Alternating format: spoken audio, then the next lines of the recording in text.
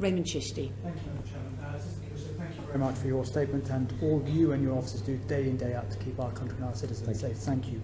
On the far-right perspective, your predecessor, Sir Mark Rowley, called the threat from the far-right significant and concerning. Last year there's been a significant rise in far-right terrorist activity and an attack in London, including a plot to kill a Member of Parliament with a machete. What is the current level of threat posed by the far-right extremists to our society and our country? Well, I agree entirely with Mark's analysis. You'd expect that. I was his deputy at the time. We effectively supplied the intelligence requirement that led to national action being prescribed by the then Home Secretary Amber Rudd. That's the first prescription since 1940, the British Union of Fascists being the last sort of extreme right-wing, effectively terrorist organisation.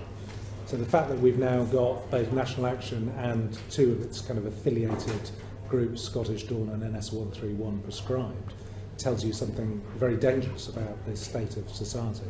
I mentioned earlier on about hate crime being up. Yeah. You know, there's something for me that says, you know, there is a ever-growing threat. Now, up until the Operation Improvement Review I mentioned with David Anderson, one of the big lessons learned from that was we needed much more parity of how we looked at what was called domestic extremism over international counter-terrorism.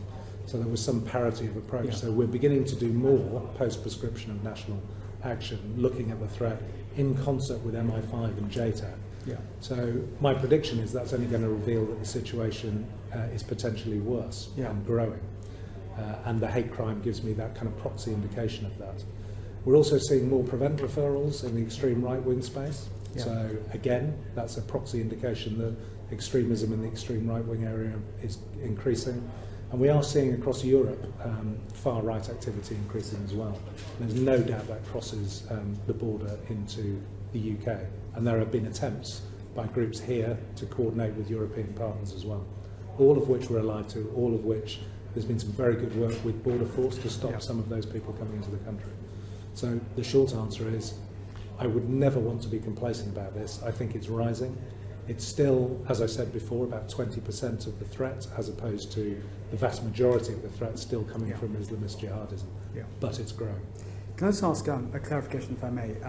Last year we saw the terrorist attack with regards to the incident in Finsbury Park. When we saw the judgment in that case, the remarks by the sentencing judge, Mrs. Justice Gubb, who said that the time it took for the individual to see content online, I think it was linked to the EDR, Tommy Robinson, was mentioned in that. These are not my words, these are the words of the judge who presided in that case. And the time it took to get sucked into that poison ideology and carry out a terrorist attack was very short.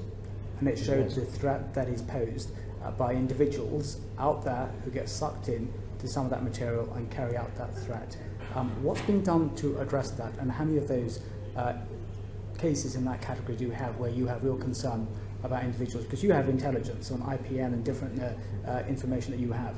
How much of that significant threat is there, and have the agencies following on from that judgment, along with the social media companies, taken that threat seriously? We have taken that threat seriously. The criminal threshold, the very high bar that is set for material that's online, the extreme right-wing criminal threshold test is very small. So at the moment, I think it's less than 0.5% of the total material that we've taken down or looked at has been in that space. Again, I'm not complacent about it. That's largely because they're relatively disorganised and don't have the same kind of machine that, for instance, Daesh had. In terms of total number of investigations, we have over 100 live investigations in the domestic extremism space, the vast majority of those being extreme right-wing and far-right. The most disturbing elements of those tend to be in the lone actor space. So Finsbury Park was a very good example of that. Thomas Mayer was a very good example of that, which is people who've got other problems surrounding the most malleable, vulnerable people, as you say, being sucked very quickly into this ideology, and often having no touch points with the rest of society. So it makes it very, very difficult to spot. Can I just ask you just a clarification on that in relation to the time it takes for that person to be sucked in to carry out a terrorist attack? We saw the horrific, tragic loss of Joe Cox, our parliamentary colleague. We saw a threat last year, an attempt to kill a member of parliament by a machete. And then, if I may give you something which I have here, on Twitter I get you would say it's. I guess if it was a Pakistani Muslim who'd be top of your list, you are a disgrace. Put that to one side. You click on the icon that comes up with that Twitter account.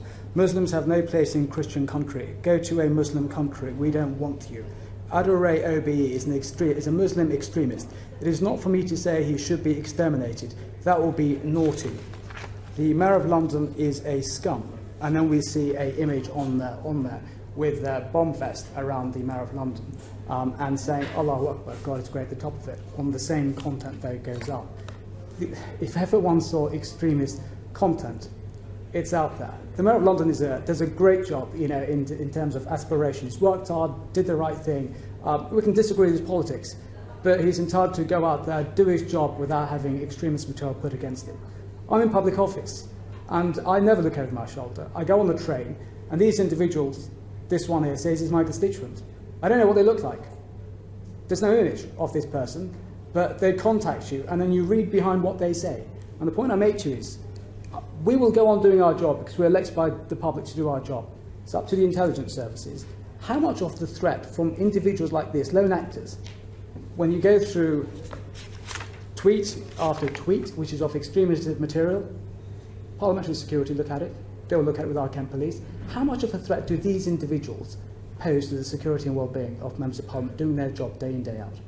So it's a very difficult question to answer, so you'll find me incredibly sympathetic. I'm a public servant who gets that kind of material as well. I know it's incredibly difficult to live with day in, day out. Some of that stuff is completely reprehensible. Some of it will cross criminal thresholds. Yeah. Where it crosses criminal thresholds, we will investigate and take action. Where it doesn't, and I shouldn't be in this space because I'm a law enforcement officer and I should be dealing with criminal thresholds, but we have got to challenge extremist behaviour even if it doesn't cross criminal thresholds. Because the kind of intolerance that it brings, whether or not it's white supremacism, sort of the national action type of perverse ideology, or whether it's Islamist, jihadist ideology, it needs to be challenged. There is a very high psychological bar for people going from words to violence. And I'm not an expert in this area, but there's a lot of psychologists who will talk about people living a fantasy life in the virtual world who are never ever going to take that towards the real world. We have experts who advise us as operators in terms of where people fit in that threshold and where they might, but it is a very difficult clinical professional judgment. We have very good people doing it in terms of behavioural science, but it is a very difficult judgment to make. And can I just ask just on that, on the point you make, there are experts like Peter Newman at King's College London, and they say you get categories of individuals who are either disturbed, disillusioned, and quite clearly dangerous. You've got the 3 Ds there on that. And the point I make with regards to this, I'm trying to understand from you, from the investigation that you have, what does it take to flip that individual from having so much hatred to individuals based on their faith to then carrying out an attack? I'm not saying in this case it would or not, but we saw it from the judgment last year. It's like that. They get sucked in from what they see on extremist material and they go out and do it. We will do our jobs, go out there on the trains day in, day out. But from what needs to be done to help address some of that threat? A couple of things. So in the lone actor space, unlike terrorists who work as cells or work as groups of individuals, where the prevalence of mental health, mental illness in those groups is the same as normal society, we do see a much higher incidence of mental health and mental illness problems in the lone actor space, which is the Thomas Mayers and the Darren Osborns of this world. So when you ask me what it takes to flip into that, normally it's a sense of vulnerability, a sense of personal grievance, and perhaps an underlying mental health problem or an addiction. What is disturbing, and you quite rightly point this out, is the speed at which, if you're vulnerable and you lack protective factors in your life, that you can be influenced by online material. It's why it's one of the great pillars of Prevent, is to try and get this stuff off social media, where that in itself has had probably, you did ask a question about factors. My personal view is the growth of social media in this area and being able to do this is probably the greatest single difference in terms of the ramping up of terrorist threat, regardless of the ideology. So we have to be as clinical in trying to get the hateful stuff removed from extreme right wing as we have been from Islamists. And can I just clarify, just 2 things if I may. What roles or responsibilities do other agencies or organisations have or should have in preventing far-right extremism? Do you want to be specific? Yes, of course. I think I've given you an example of the social media. Yeah. There's material on that, and some of them get sucked in by what they see online. And you've answered one point. Some of them do not read what's written.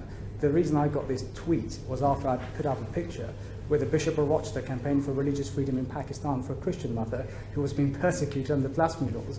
And the person says to me, all I care is about Pakistani Muslims. Well, obviously, he hasn't read what I put on there. So these people often do not read exactly what's being written. They want to believe what they want to believe. In relation to the social media, you're doing what you're doing in intelligence agencies to get a gap on it. But if that material is being out there and it allows people to be sucked in, so those social providers, media providers that you're working with, are they doing what they should be doing to prevent this far-right extremist material online? Yeah, so I'm glad you've been specific about social media providers because, as I've said, that's the greatest threat. So if I'd been sitting here a year ago, and certainly, or 18 months ago prior to the first attack, I'd have probably been calling them out. The reality is that, 2017 has been a shock and a watershed year for a lot of people. And I think that includes big tech. And it does depend where you are in the world and where you're talking to these people in the world. But I think they've recognised that it's no longer good enough to say we're platforms when we're actually publishers, and they realise they've got to do something about it. I'm not sure they were as match fit to do something about it as we all thought that they might have been. Were they putting enough resource, effort, people into this problem? Not sure they were. I think they're really stepping up. So we obviously have an ongoing relationship. The government has an ongoing relationship with them. When I say us, counter-terrorism policing and MI5, they are coming much more to the table and doing something about it. So Twitter's a great example of that. First quarter of this year took down 1.9 million pieces of violent extremist ideology. None of the big players want any kind of criminal content on their platforms. They've been very clear about that. They're trying to do more about it. My big plea to them is when you're taking stuff down, and they are now starting to use automated artificial intelligence techniques to do that, is it's okay spotting it and taking it down, but if you don't read it and you don't understand what it is and you don't understand what the underlying threat is and you don't report it to us, that's a real gap in intelligence. But the aspiration has to be for all of them and for us that the stuff doesn't get uploaded in the first place. So that's where we want AI to be. Do they not report it to you? They've not always done that. They're beginning to recognise that that's a gap. So we press them to take stuff down. But of course some of their systems don't have a human eye running over them, and that's the difficulty. So unless they change their business model to do that, that would be a problem for us. So we do put pressure on them to say, report what you take down. And I think Mark reported to this committee one in which bomb-making instructions had quite rightly been spotted, flagged and taken down, but they hadn't reported it. And it took several months for that to come to us due to a post-incident investigation.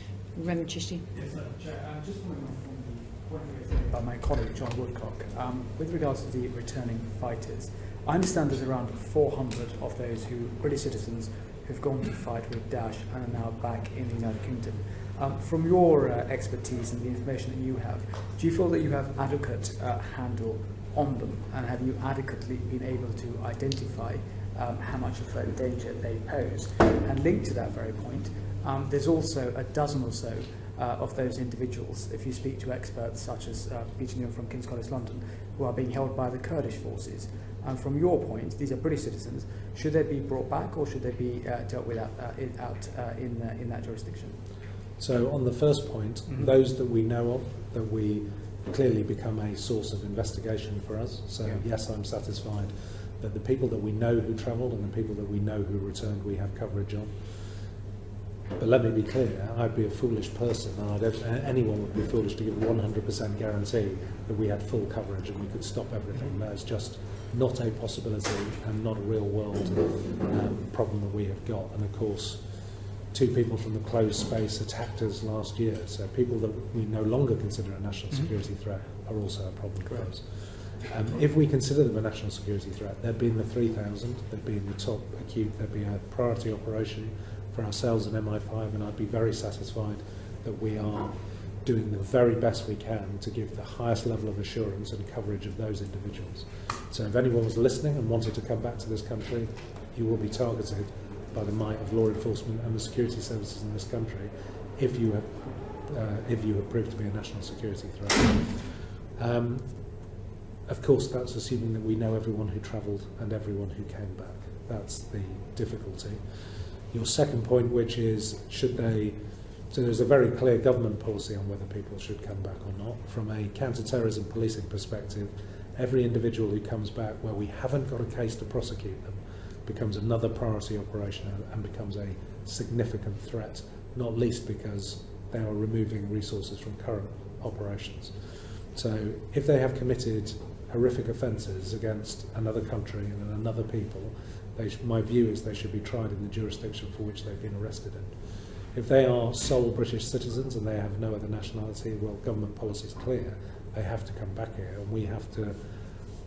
They effectively become a national security risk. We have to look at about whether we've got a case to prosecute them. If we haven't got a case to prosecute them, they become an operation. Can I just ask a question on that? You say it's the government policy that they should come back, but from a resource perspective, from a policing perspective, from an intelligence perspective, would you say they're better off being left out there and being dealt with in that jurisdiction rather than come back? From a resource perspective, yes. The moral perspective is a difficult one to argue. If you can't make someone stateless, we know that. So if you've got a UK passport and you are a British citizen, you are entitled to return to this country. But if you have committed atrocities in another country and you are capable of being tried in